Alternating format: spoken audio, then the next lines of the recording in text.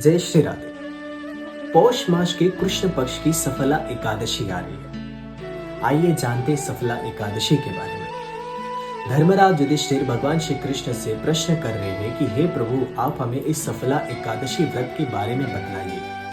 भगवान श्री कृष्ण कहते हैं कि एक बहुत ही बड़ा विशाल राज्य हुआ करता था। उस राज्य का नाम था चंपावती। चंपावती राज्य के राजा का नाम था राजा महिष्मता।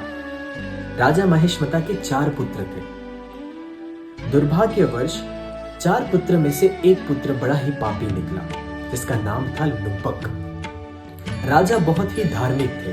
वे संतों की बहुत सेवा करते थे। प्रजा उनसे बहुत खुश रहती थी। पर लुम्पक सभी को अत्यंत परेशान करता था। वे बहुत बड़ा ही पापी था। वे साधु संतों की निंदा करता था। साधु संतों को हमेशा कष्ट पहुंचाता था। जब ये राजा को पता चला तो राजा ने अपने ही पुत्र को प्रजा से बाहर कर दिया। लुम्पक वन में जाकर के मांस खाने लग गया। वहां के जितने भी पशु प्राणी थे उनकी हत्या करने लगा और रात को गांव में जाकर के घर घर में चोरी करने लगा। और दिन पे दिन लुम्पक का पाप और बढ़ते गया। एक दिन सफला एकादशी व्रत का दिन आया। व्रत के एक दिन पहले रात्रि में ही लुम्पक की हालत बहुत ज्यादा गंभीर हो गई।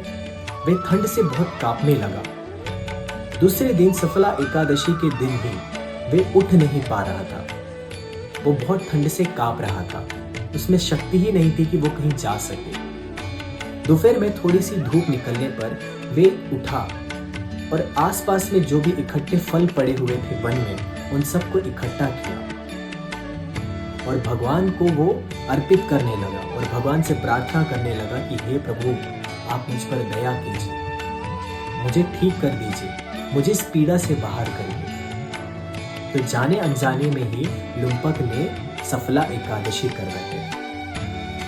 सफला एकादशी के दूसरे दिन ही सुबह सवेरे एक सुंदर सा सफेद घोड़ा आया और वहां पर एक आकाशवाणी हुई कि हे लुम्पक, तूने जाने अनजाने में ही सफला एकादशी किया है, तो इसका परिणाम यह है कि तेरे सारे पाप नष्ट हो चुके हैं।